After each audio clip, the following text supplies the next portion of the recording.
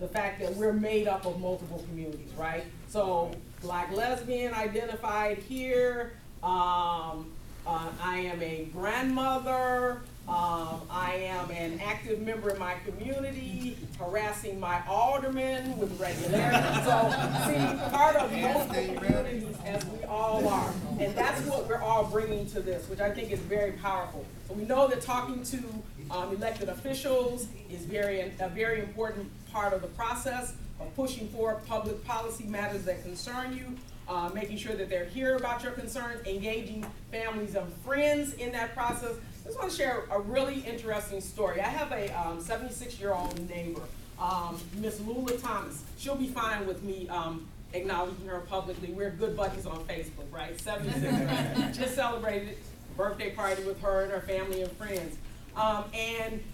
Earlier in the year, she contacted me to say that she was getting calls from Reverend Meeks and others, those robocalls to be against gay marriage, and she was very troubled by it. So she just called, the initial call was, I don't like it. I don't care for what's going on. The next call was, what could I do about it? And so, again, engaging our communities and our families about these issues are extremely powerful because they certainly will carry the water because they care about us, right? And so that's very important. Letters, emails, visit your elected officials, whether it's at the automatic level. As I can tell you, I'm a pest at my alderman's office. Become a pest. Visit your county leaders. Go down to the district office of our Illinois legislators. Let them know that you're concerned about issues. And by all means, visit them down in Springfield.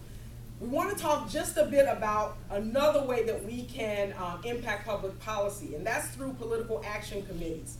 And we're fortunate that we have someone who is taking the charge in that area, Marquell Smith. So I'd like to invite him to come a bit and talk specifically about his inclusive project and the work that they're doing.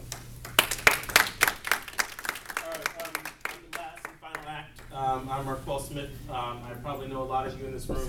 And for those of you who don't know me, I'm a Marine Corps vet who was discharged under Don't Ask, Don't Tell. That's important to understand the framework of why I ever got involved in politics, because I didn't care about politics until one policy changed my life. And so I come here today after being involved with marriage equality. Can you hear me? Am I not loud? Say again? Barely. Yes. Barely. Okay, so I'll use my command presence. But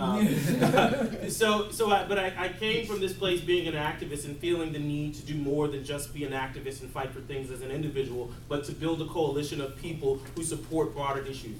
We as a community realize that we have challenges getting our people, our folks on board when it comes to advancing LGBT issues through the legislature. Part of that is because historically we have passed law, or we have elected people through our churches, let's be honest.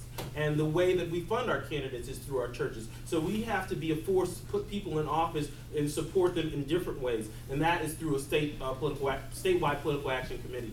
And so the Inclusive Community Project works in communities of color to advance LGBT issues. And what we're more interested in doing is to ensure that we elect people who support our issues into office. So there are 14 members who are African American who support marriage equality in the House of Representatives. And within those 14, 11 of those folks are getting primary challengers. In the Senate, there's one person who's getting a primary challenge. I hear rumors that these people are organized by Reverend Meeks, the people who are running against him. I don't know for sure. But what I can say is that every time I've ever done an interview in the news, I was always pitted against Reverend Meeks. I can tell you that he had much more money than I did in order to be a voice for that. But I also know that through people and mobilizing people that we can do better. I have a very small goal, actually, to raise about $15,000. I talked to some folks on the phone, but we had a conference call, and I have a goal of raising about $15,000 to be able to support those candidates who have supported us in marriage equality. And so I say that to ask for your support. So if any of you are interested in hosting a house fundraiser or interested in finding out how you can donate directly, you can connect with me. We also have a website, inclusiveproject.org. And also if you're interested in being a board member. When I started this with about 4 or 5 friends.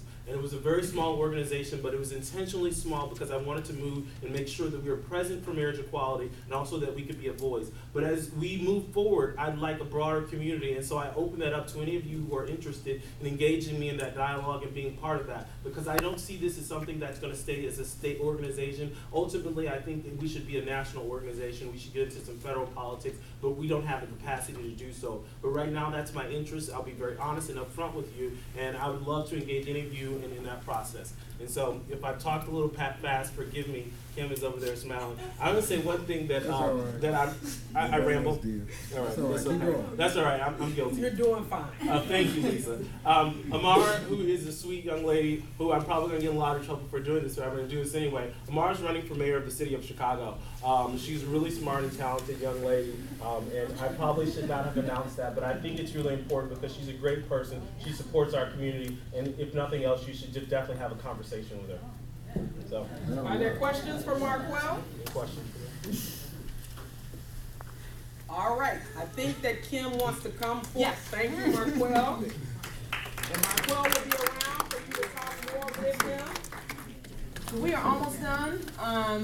What I need you to do now is to complete your evaluation forms, because whoever gives me and Karan a completed form gets a raffle ticket, and Tracy is raffling off 2 of her brand new hot off the shelf game. Let's hold that up. You will be seeing this again. That's so gay. And I know for a fact that there are questions in here about the whole community. That's how Tracy rolls.